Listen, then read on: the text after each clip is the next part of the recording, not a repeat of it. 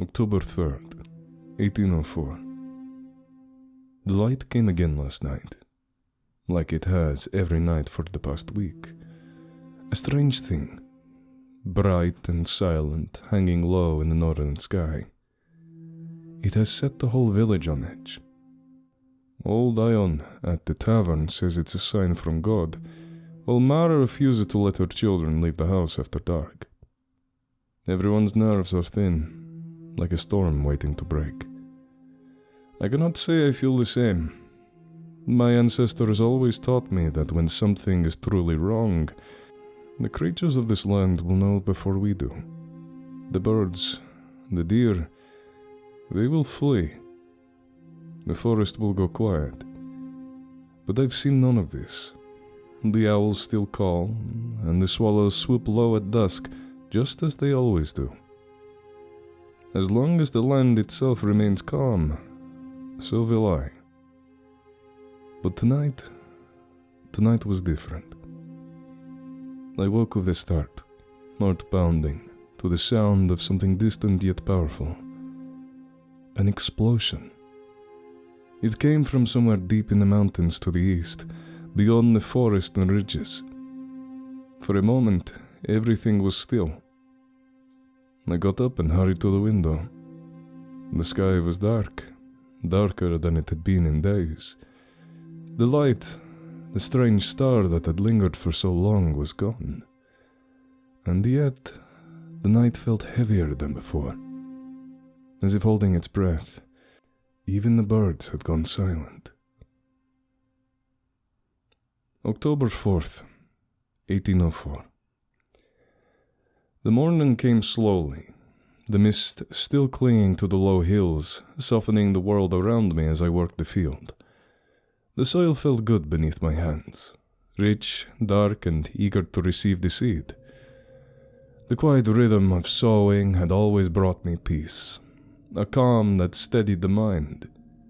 Whatever strange light had hung in the sky, whatever explosion had broken the stillness of the night, it was not my concern. Others would see to it. The village had men who cared more about such matters, but the earth, this land, was what I knew. And as long as the birds still sang, the deer still grazed, I had no reason to worry.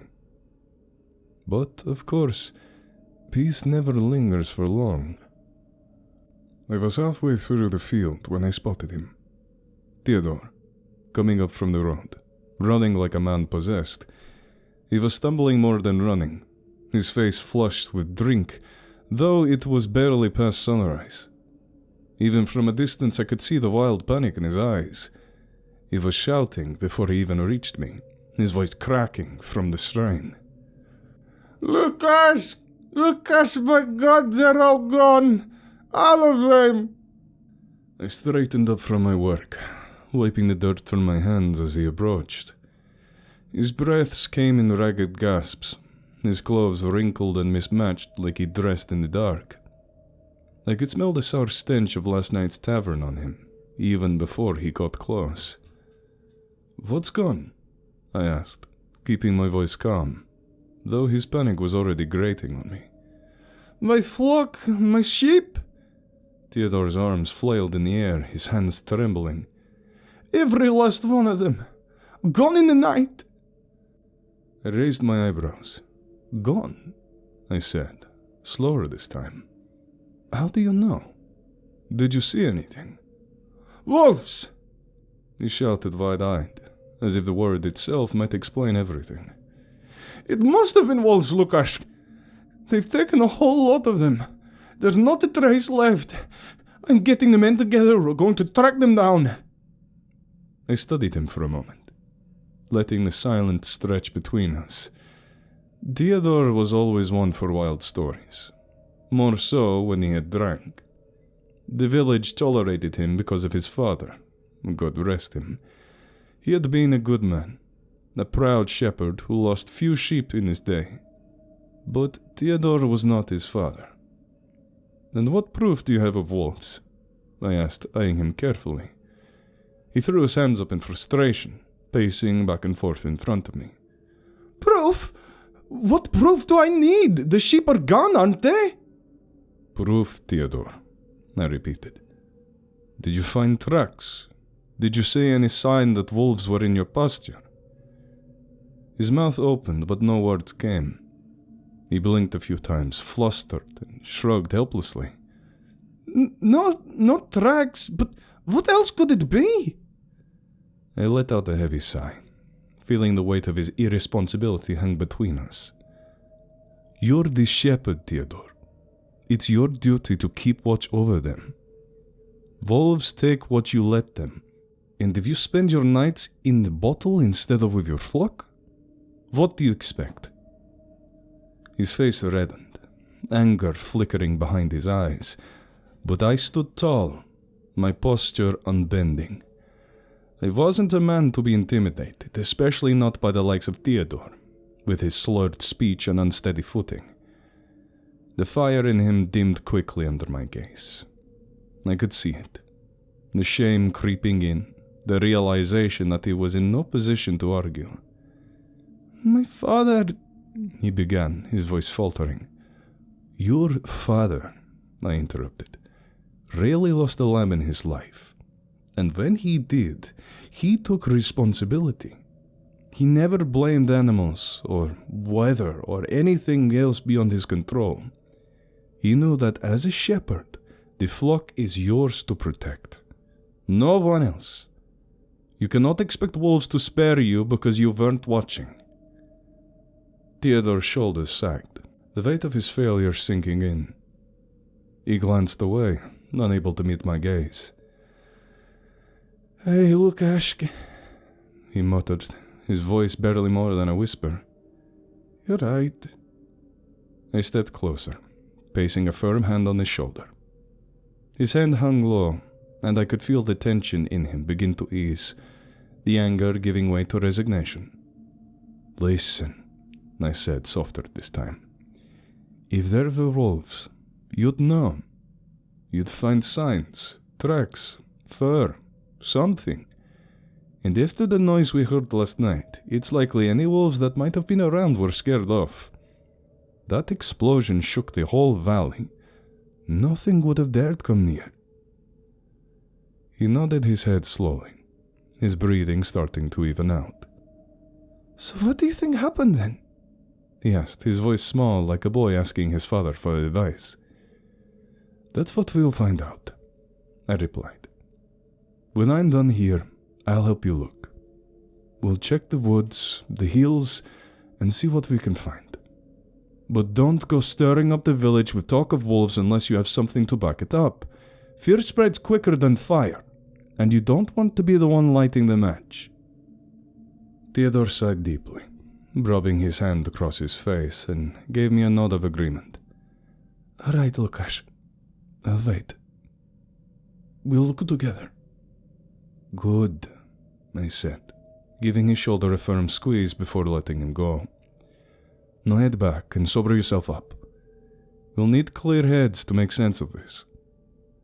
He trudged back towards the village, his steps slower, less frantic. As he disappeared over the hill, I turned back to my work, though the peaceful quiet of the morning seemed less certain now. Something was changing. Something beyond the light of the sky or the explosion in the mountains.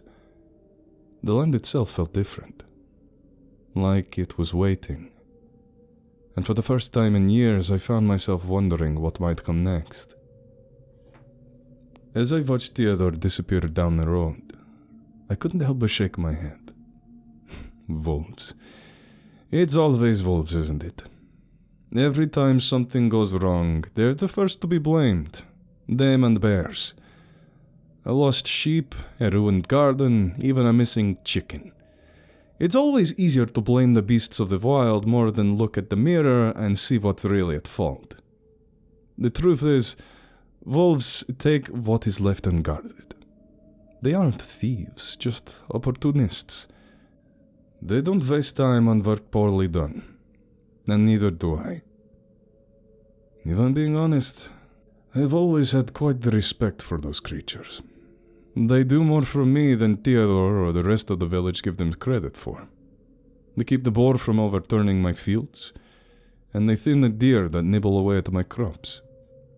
Without them, the wilds would spill into the farmland unchecked. Nature has a balance, and the wolves are part of it, even if the others refuse to see it. There's something in their eyes that's different from other creatures. They're clever, calculating. They don't panic or scatter at the first sign of danger like sheep do. No, the wolves think before they act. They move with purpose. When I see them lurking at the edge of the forest, I don't feel fear. I feel something closer to kinship. They, too, are creatures of this land, just as I am.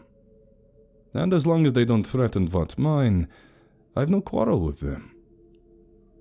Theodore and the others, though, they see the wolves as enemies, threats to their livestock. But I think the real threat comes from within. Weakness, laziness, neglect. Men like Theodore lose their flocks because they're more focused on the tavern than the pasture. And when they fail, they look for an easy scapegoat. It's always easier to blame something wild, something beyond your control, than to admit you were the one who fell short. But the wolves don't care for excuses. And neither do I. They survive because they adapt, because they seize every opportunity. It is not their fault if we leave those opportunities wide open. As I continued sowing the seeds, I thought back to my father's words. He always said that a good farmer learns to live with the land, not against it. And animals are part of that. The forest, the hills, all of it work together in a cycle. A farmer who fights it, who thinks he can bend nature to his will, is a fool. I planted another row, my hands moving automatically, the rhythm grounding me once again. Whatever strange thing had shaken the mountains last night, it wasn't wildlife.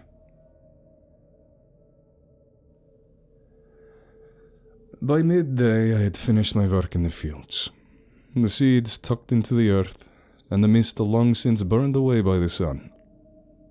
The air had a crispness to it, the first hint of the coming winter.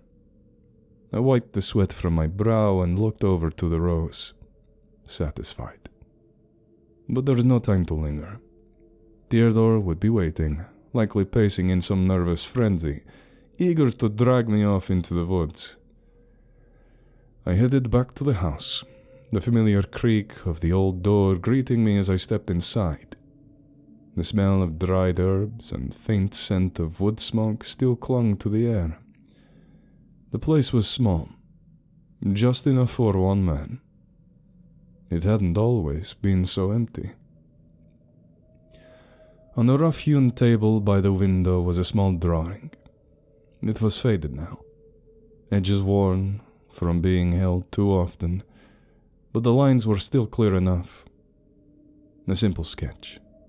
My daughter's hand in the crude, unsteady strokes of a child. Of me, her mother, and her brother. All of us standing together in front of our old home. Smiling as if the world had never known sorrow. I paused, running my calloused fingers over the paper. I kissed the drawing softly, as I always did before I left for anything important. It was a habit, one I could never seem to let go of, even though they were long gone now. My wife, my children. They had been taken from me by the fever some years ago, all in the span of a few short, cruel weeks. I had buried them myself, dug their graves with these same hands that now sow the earth. The house had felt hollow ever since. But life moves on, as it must. The land demands it. The work does too. I gathered my things, my walking stick, a small knife, and a pouch of dried meat. Nothing more was needed for the short trip into the forest, but I preferred to be prepared. The woods was a familiar place, but it didn't mean it wasn't without its dangers. I'd learned to respect the wild, and it had mostly returned that respect in kind. I stepped out into the fading afternoon light. I made my way toward the edges of the village, where Theodore would no doubt be waiting, impatient and anxious. The sky was still clear, no sign of the strange light from the previous nights. Whatever it had been, it had vanished with the explosion. But the feeling that something was off still hung in the air, like a weight pressing down on my shoulders. As I neared the edge of the forest, I saw Theodore pacing back and forth, muttering to himself. He stopped when he saw me approach, his face pale and drawn, as if he hadn't slept a wink since our earlier talk. "Lucas," he called out, his voice cracking. "You think we'll find them? The ship, I mean." I looked at him, standing there like a lost child. "You'll find them, Theodore," I said calmly. "Whether it is your ship or the reason they've gone, we'll find them soon enough." He nodded, though his eyes were still clouded with doubt. I could tell he wasn't just afraid of losing his flock. He was afraid of what else might be out there. The same fear that had gripped the whole village since the night of the explosion. But fear wouldn't help us find the answers. Only calm and a clear head would. With a steady breath, I motioned for him to lead the way. We stepped into the forest, the shadows stretching long across the ground, the air growing cooler under the canopy of trees. As we walked, I couldn't help but wonder what we might find in the woods this time. The forest was quieter than usual, an unsettling silence blanketing the trees and undergrowth. Theodore kept a nervous pace beside me, glancing around like a hunted animal, but I paid him little mind. My thoughts were on the forest itself, and the things that should have been there but weren't. Usually, these parts of the woods were alive with sound and movement. Even during the day, I'd see the flit of sparrows through the branches, the rustling of deer or wild boar in the brush. But today, the air hung heavy and still, with nothing but the crunch of our own footsteps to disturb it. The birds were silent, and even the occasional grumble of a boar rooting around was absent. Strange, I thought. The boar are usually unbothered by men like us. Often they'd linger close to the edge of town, scavenging whatever scraps they could find. But today there was no sign of them. Not even a recent crack or rooting hole. It was as if they'd vanished, taking the rest of the forest with them. Something about this felt wrong, deeper than just the usual skittishness after a loud noise. Animals were sensitive to the smallest of changes, far more than men. They could smell danger in the wind, feel shifts in the earth. My father used to say that when animals go silent, it means they've sensed something beyond the ordinary, a threat that even they cannot outrun. Theodore glanced at me, his face a mask of thinly veiled panic. "Lucas," he whispered, almost as if afraid to break the silence. "Do you hear it?" "What, Theodore?" I replied, though I knew what he meant. It was the same thing I hadn't heard all morning. "The birds," he said, his voice low. "In the boar, they're always here, but now, nothing." I nodded, not wanting to admit the same unease was prickling at the back of my mind. "All animals know things we don't," I said, more to reassure myself than him. "They listen to the land in ways we've forgotten. If they're gone, maybe it's the way of giving us a warning." Theodore swallowed, his Adam's apple bobbing. "A warning about what?" I didn't answer, because I didn't know. Theodore and I walked deeper into the forest than I'd been in years. The trees seemed to close in around us, darker, the usual hum of life gone. Not even the insects dared to make a sound. I've heard silence like this before storms, when the air thickens with something you cannot name, only feel. But this was different, a heavier sort of quiet, one that lingered in my bones and made the hairs on the back of my neck prickle. Theodore kept close, his steps unsteady, but neither of us spoke as we followed the faint path toward the mountains. It took an hour, maybe more, to reach the site. The forest around us began to thin, the trees becoming sparse, branches stripped bare of leaves, as if something had scoured them clean. And then we saw it. A great gaping wound in the earth. A crater, larger than I'd imagined, carved deep into the ground. The air felt sharp here, each breath biting at my lungs as if the explosion had scorched the very wind. The ground around the crater was scarred, the soil overturned and charred as if the earth itself had been forced to spit up its secrets. I watched Theodore carefully step forward, his face pale and drawn, his eyes wide as he stared deep into the hole. Leaves had gathered inside, scattered by the wind, covered whatever lay beneath. But what is it, Lucas? He asked, his voice small and fearful, barely more than a whisper. I shook my head, not answering. I didn't know what it was, but something in me didn't want to disturb it. Whatever lay beneath those leaves wasn't meant to be seen, not by men like us. With the last of the leaves brushed aside, we both stopped short, staring down into the crater. Nestled at the bottom was something neither of us could explain.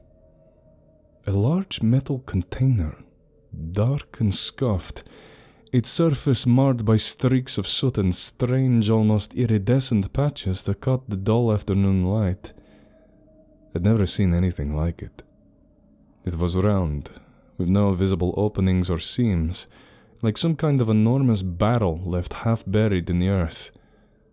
But this wasn't made by any hands from our village, or any village I knew. Theodore let out a shaky breath. "What is this?" he whispered, a voice barely audible.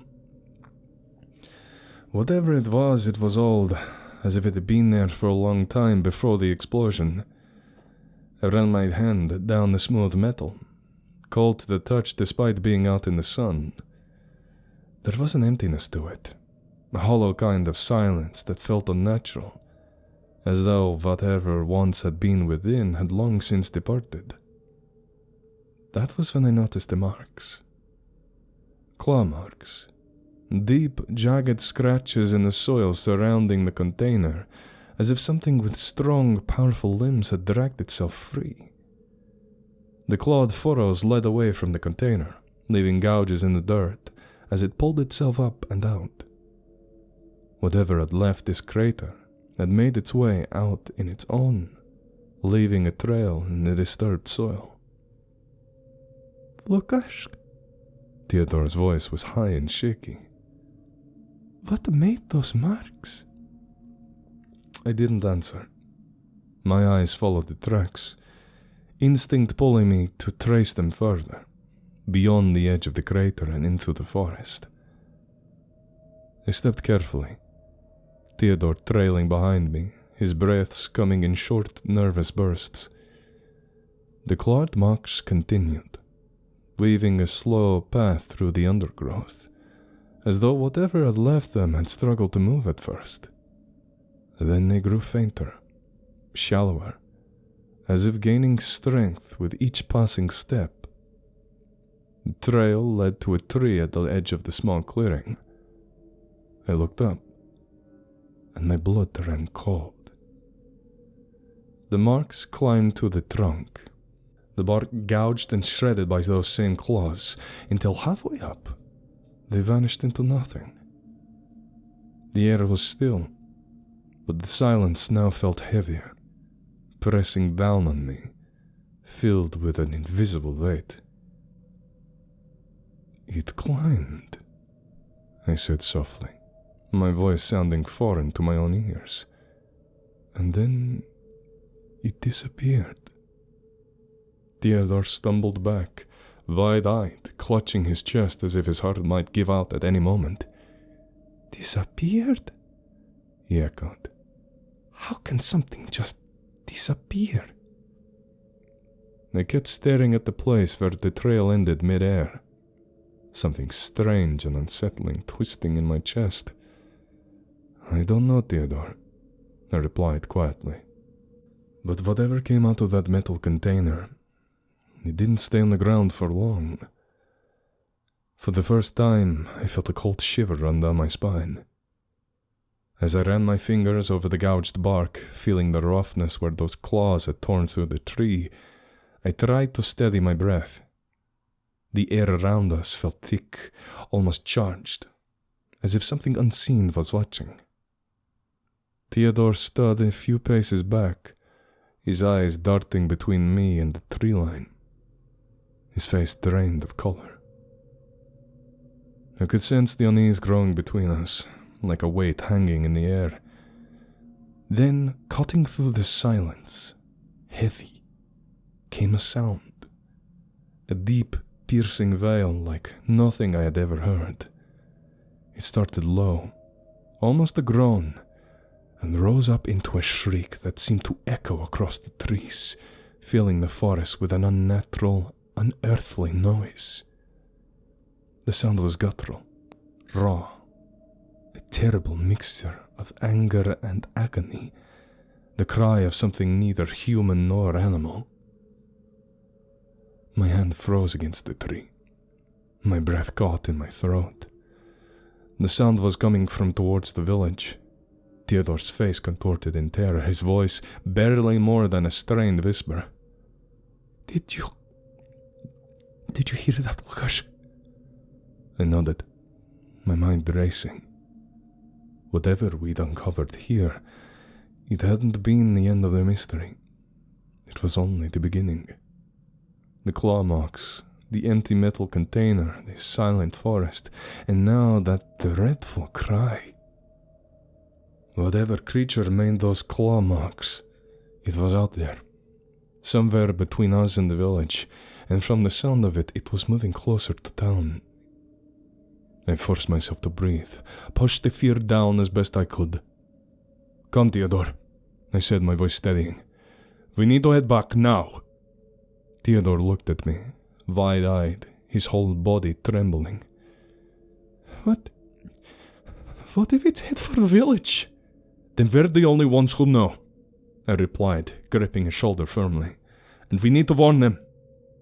We turned back to the village, our pace quickening as we hurried down the path, the silence of the forest pressing in around us, each shadow seeming darker, each sound sharper.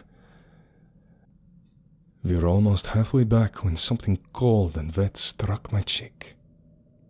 I swiped at it, thinking it was the first drops of rain. Theodore grunted, pulling his coat tighter around his shoulders as he tried to cover himself from the storm coming. But before we could take another step, he stopped, staring at me with an odd look in his eyes. His face was pale, drained of all color.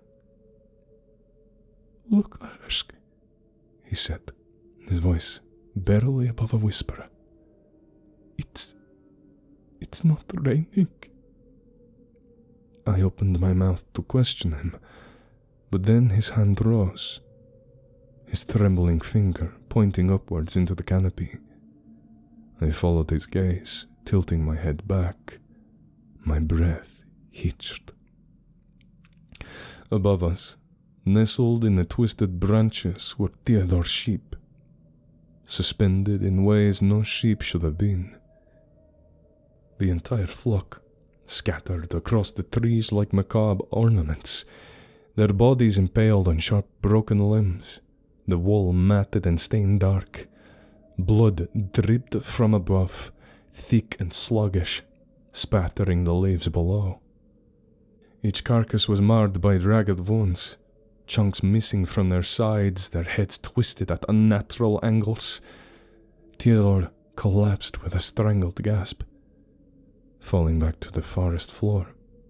His hand clamped over his mouth to muffle a scream. I barely registered his reaction, my eyes fixated on the scene above. The trees seemed alive with death, their branches tangled with flesh and fur, as if the forest itself had claimed the sheep and arranged them in a grotesque display. Dear God, I whispered to myself, though I wasn't sure the words were mine. My hand clenched around my walking stick, the knuckles white, as though gripping it could anchor me to reality. Theodore's voice was barely audible, choked with horror. Lukasz, what did this? I didn't answer. Couldn't answer. My mind reeled, struggling to make sense of the horror before me. This was no wolf's doing.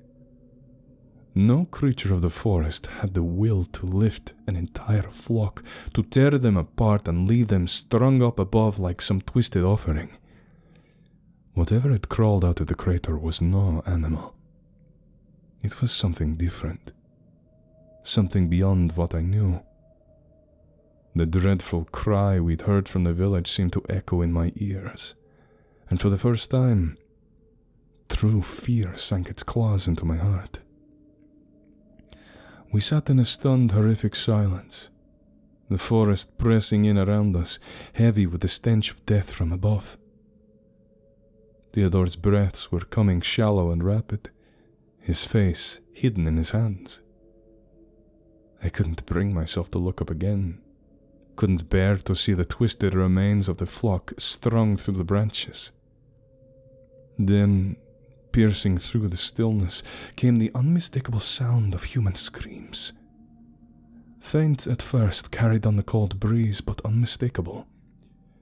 The cries rose up from the direction of the village, desperate and raw, each scream cutting through the air like a blade. Theodore's head snapped up, his eyes wide, wild with panic.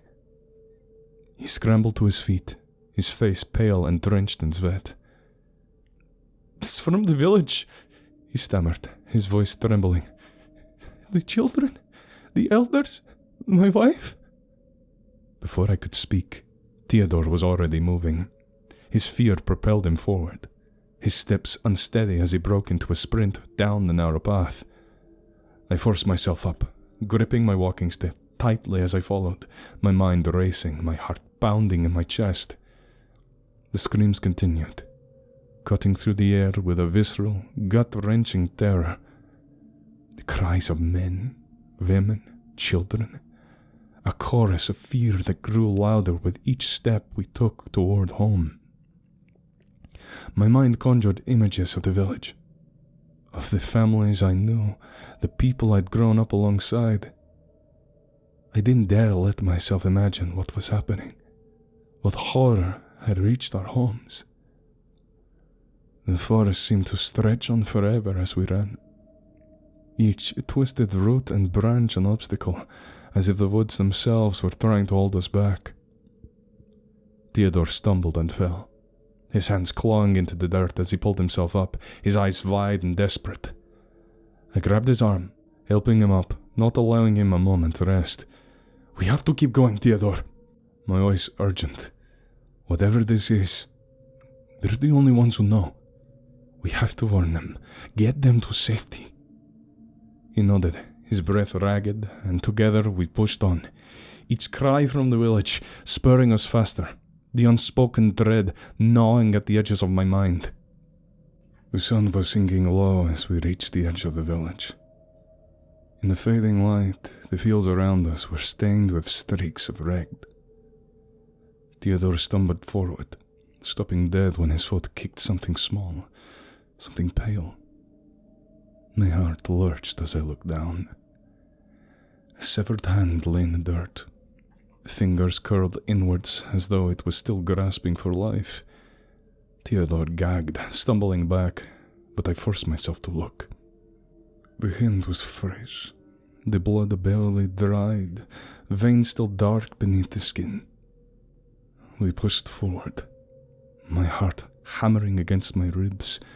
The cries had faded to a few distant wails, a desperate silence hanging heavy over the village. As we walked, more horrors revealed themselves. A bloodied leg, lying twisted in the middle of the path, an arm poking out from beneath a wagon, torn and mangled as if wrenched free with impossible force. Body parts scattered across the rooftops, entangled in fences and bushes. The air was thick with the iron tang of blood, mingling with something foul, a scent that was oily and rancid, almost metallic. Then I saw it. Movement. Fast, darting from one rooftop to another. Theodore froze, his hand gripping my arm, his mouth agape as he tried to comprehend the impossible sight before us. In the dying light, I saw it more clearly. A monstrous creature with 6 legs that bent and clicked like those of a spider. Its movements disturbingly graceful, horribly fast. Its torso was twisted, vaguely human, but stretched and contorted, and the ribcage exposed, skin mottled with sickly hues. But it was the head that turned my blood to ice.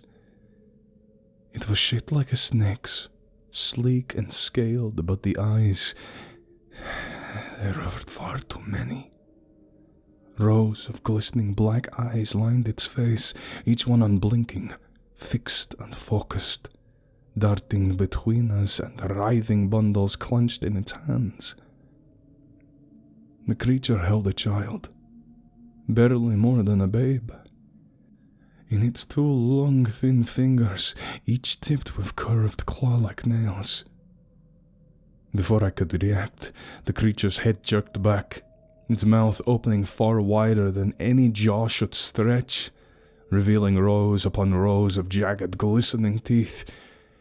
It brought the child to its mouth, and in a single terrible motion, devoured the child whole, like an owl swallowing a mouse.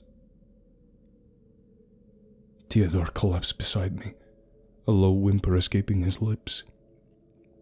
I could not move, could not breathe. Every muscle locked in place as my mind struggled to process what I was just seeing. The creature turned, its many eyes glinting as it stared at us, head tilting ever so slightly, as if to silently acknowledge. I felt a chill settle deep into my bones, a primal fear I hadn't known was possible. Whatever had come from that metal container wasn't just hunting us, it was studying us. It knew we were watching, and it wanted us to know that. For now, we were powerless to stop it. Without a word, I grabbed Theodore by the collar, pulling him back into the cover of the shadows. We needed a plan. A way to fight back or a way to escape. I have dragged, have carried Theodore through the empty, blood-streaked streets. His eyes glazed with terror. His body was limp, his breathing shallow, but he clung to me, stumbling along as I guided him. The creature's cries echoed from somewhere behind us, a monstrous, hollow scream that filled every corner of the village. Each howl sent waves of fear crashing through me, but I pressed on, pulling Theodore toward my home. Reaching the door, I threw it open, guiding Theodore inside and toward the cellar. He collapsed onto the cellar steps, shivering, his eyes wide. He looked at me. His voice was hoarse, barely a whisper again. Lucas, we can't. We can't stop it. I knelt down, gripping both of his shoulders, trying to steady him as best as I could. Stay here, I said firmly. Wait until morning. Whatever it is, it's hunting us now. But daylight might make it retreat. You'll be safe. He nodded faintly, a spark of hope flickering in his eyes as he stumbled down into the cellar, the door creaking shut as I closed him in. But as I turned to leave, something caught my eye. A small, rough-carved wooden toy resting on the floor by the wall. A little horse with chipped paint, once cherished by my own son. I stared at it, feeling my chest tighten. The memories of laughter, of warmth flooded back. Memories of my children, my family, torn from me by sickness years ago. And yet here I was, hiding again, letting others' children face horrors alone. Something hardened within me. My hand moved to the scythe hanging on the wall, the blade sharp from hours of careful honing and preparation for the harvest. I gripped its handle, feeling the familiar weight, the smooth, worn wood beneath my fingers. With one last look at the cellar door, I pushed down my fear. If there was anything left of my family's memory, anything left of the honor I owed this village, it was standing against the horror, not hiding from it. I would not leave them to be devoured in their sleep. The scythe felt heavy and solid in my hands as I stepped out into the darkened street. The night pressed in on all sides. I moved towards the creature's screams, each step driving me further away from safety. The village was silent. The windows dark, but I felt them. The people hiding, terrified and helpless. The beast was somewhere in the heart of the village, and I was going to find it. The blacksmith shop loomed ahead, shrouded in shadows. With a faint scraping sound coming from within, I tightened my grip on the scythe, my heart hammering in my chest, and I took one slow step after another until I reached the doorway. Inside, a twisted silhouette crouched in the faint moonlight, just visible beyond the forge. The creature was hunched over something large and dark on the ground, its 6 grotesque legs moving with a spidery grace as it inspected the remains of a horse. Its thin, 2-fingered hands meticulously peeled back the skin and flesh, probing the twitching muscle beneath with the care of a butcher, yet with an almost childlike curiosity. As it pulled out one piece after another, it examined each chunk, holding it closer to its head before tossing it aside, seemingly in search of something hidden within the poor animal. Cold dread curled up my gut, but I forced it down. Each step I took was quieter than the last, my heart in my throat, my scythe poised in front of me like some fragile shield. I had to get close enough to strike it down before it sensed my presence.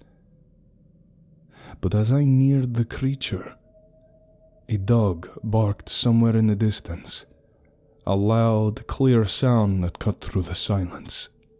The creature froze, every muscle tensing as it whipped around to face me, and for the first time I saw it clearly, and a chill lanced down my spine. Its head was long and sleek like that of a snake's, as I've said, with a scaled hide that glinted in the faint light, each scale iridescent and dark as polished stone. But it was the eyes that held me in place. Rows upon rows of dark, black, glossy eyes stared back at me, each one reflecting the moonlight with an unnatural gleam. There was a cold intelligence within them, the dark, ancient awareness that sent wave of nausea through me. Those eyes weren't that of an animal.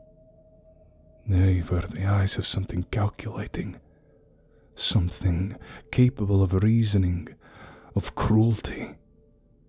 It regarded me with a curiosity that felt almost clinical, its head tilting slightly as if considering how best to dismantle this new, unexpected prey. Beneath those eyes, its mouth began to open, a cavernous maw filled with endless rows of razor-sharp teeth that glistened, hungry and unblinking. The jagged teeth moved ever so slightly, with a ripple of anticipation as if savoring a fear that rolled off me in waves. My knees weakened, and for a moment I felt the world tilt as if I might faint. Everything in me screamed to turn and run, to hide in the cellar alongside Theodore and wait out the night. But I stood my ground, teeth clenched, forcing myself to stare into those soulless, piercing eyes. The creature's thin fingers flexed, its claws extending as it began to advance toward me, each step slow and deliberate. My scythe felt small, pitiful in comparison, but it was all I had. With a last shuddering breath, I steadied myself, planting my feet and raising the blade, daring to face the nightmare before me. The creature lunged forward in a blur of motion, and before I could react, its thin clawed hands wrapped around me with sickening ease. I gasped as it lifted me off the ground as though I were nothing more than a rag doll, its touch cold and unyielding, the scaled skin pressing painfully into my arms. Its two-fingered claws gripped my head and feet, stretching me taut, pulling at my joints until I felt a sharp, hot pain in my spine, as though I might tear apart. The creature held me aloft, eyes narrowing with a cruel, clinical curiosity as it tugged, testing my limits, tilting its head as if observing the agony twisting across my face. The scythe dangled uselessly from my hand, but the creature ignored it entirely, dismissing it as though it were no more than a stick. I could feel my body beginning to give way, my vision growing spotty as pain and terror clouded my mind. Every instinct screamed for me to scream, to beg for mercy, but I held my breath, forcing myself to stay focused. With the last of my strength, I clenched my hand around the scythe's handle, feeling the wood steadying me as I twisted my arm, swinging it upward with every ounce of force I could muster. The blade cut through the air, cleaving into the creature's neck just below its many eyes, sinking deep into the scaled flesh with a sickening crack. For a heartbeat, it held perfectly still, staring down at me with a look of mild surprise, almost as though it were confused.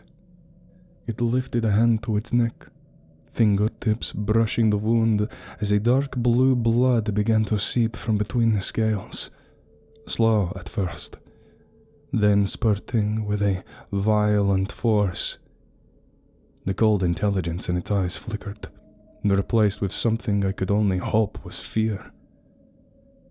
It released me suddenly, and I collapsed to the ground, gasping for air as I scrambled backward, watching as it stumbled. Blue blood spraying in all directions as the creature lurched, legs scrambling wildly, no longer coordinated as it tried to regain its balance. It let out a shrill, inhuman screech that echoed through the village and beyond, a terrible, guttural sound that pierced the night. The wound in its throat pulsed, spurting more blood as it spun in a frenzied, panicking dance, legs folding and unfolding erratically, its head twitching from side to side. Then, with a final, tortured shudder, it collapsed onto its back, legs curling inward like a dying spider. Its eyes flickered, the blackness fading, each one dimming until the creature lay utterly still, its monstrous form folded in on itself, defeated, I didn't move. I sat in the blood-soaked dirt, the scythe still clenched in my hand, my breaths coming in shallow gasps as I stared at the creature, trying to comprehend that it was over. But the image of its dead, empty eyes lingered, and I knew I would carry the weight of that gaze with me forever. It has been days since that night. Days since this silence, broken only by groans of the injured and the soft whispers of those still too shaken to speak. The village is a shadow of what it once was. The laughter of children is gone. The warmth of family, too. Only a handful of us remain, the rest taken by the creature in one horrifying sweep. The bodies of the dead lie in shallow graves, their faces frozen in terror of what last moment. The others, those who could still move, have fled to distant villages, too afraid to stay, too afraid to face what we've become. But I am here, standing amidst the remnants of my home, and despite the loss, despite the grief gnawing at my chest, there is a sense of pride in my heart. I alone stood against it. I alone ended the nightmare that came to us from the dark corners of the sky. The beast is dead. Its blood is gone, soaked into the soil, and with it, the nightmare it brought. I remember that creature, that abomination, as if it still stood before me. His body was a grotesque parody of life, like something dreamed up by the devil himself. His flesh was not of this world, its limbs too many, too twisted. The creature had no true form, no true sense of nature. It was an affront to God's design, a cruel mockery of life itself. Its humanoid torso was malformed, stretched in ways that would make no sense in the natural order. Its head twisted unnaturally into the shape of a serpent's, rows of eyes glistening like dark pools, each glinting with malice. And then its mouth opened, not to speak, but to devour, to whip through the very fabric of our lives. I forced myself to approach it after the kill. The body was still, the air heavy with the scent of its blue blood, now congealing in the dirt. It lay there, contorted, limbs bent inwards that no living creature should bend, but even dead, it radiated something unnatural. The more I looked at it, the more I felt the weight of its presence, like it was not a living being, but a demon summoned from the deepest depths of hell. His skin was hard like stone, slick and cold to the touch. Its blood unlike anything I've ever seen. It wasn't red, but blue, a thick, dark, oily liquid that bubbled and dripped from the wound in its throat, staining the earth. I could hardly bring myself to touch it, to inspect the creature up close. But I needed to know. I needed to understand what I had slain, and whether it was truly over. It had no organs that made sense, no heart, no lungs that could be found in any living creature. The body seemed more like an empty shell, something that had been made, not born. Even after death I could feel its coldness, like a wound left open in the earth. I made sure it would never rise again. I gathered the remaining villagers, those who could still stand, those who hadn't been touched by the creature's grasp. Together we buried the dead, those who had been torn apart, those whose bodies had been too mangled to proper bury. We burned the bodies of the fallen to purify them, to send their spirits to whatever fate awaited them. We laid them to rest in the earth that had once been our home. And then we turned to the creature's body. We knew what had to be done. With the same care that we had laid the dead to rest, we set the monster ablaze. The fire crackled. The flames licked as it twisted. And for the first time in days, I felt something resembling peace. As the fire consumed the body, I could almost feel the darkness lifting, as if the land itself was exhaling after being held hostage for so long. I didn't sleep that night. I watched the fire burn until there was nothing left but ashes, and even then, I couldn't let go of the image of that beast. Its cold eyes, calculating gaze seared into my memory, a reminder of what we faced. I have taken a tooth. It is not a souvenir, nor some trinket to remember the terror. No, it is a symbol, a reminder of what I did and what I must do. The tooth hangs now around my neck, its jagged edge sharp and unnatural, a relic of the demon I fought. I have no use for it other to carry its weight with me, to remind myself that this is not over. There are more monsters out there. I know it. I can feel it in the cold, restless wind that sweeps over the land. I can feel it in the dark corners of my mind, in the shadows that stretch beyond the reaches of the firelight.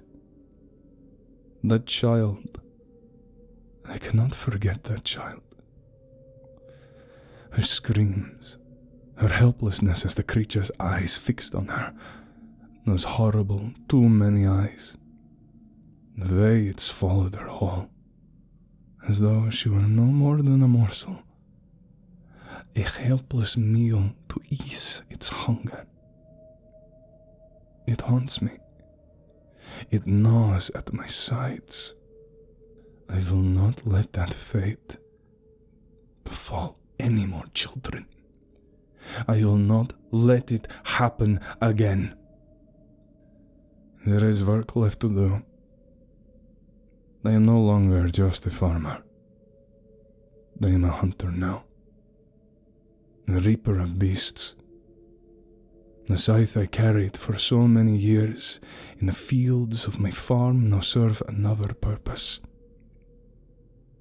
I have affixed a strap to my back to carry the cold steel, it resting against me like an old companion. It will not be used for harvesting.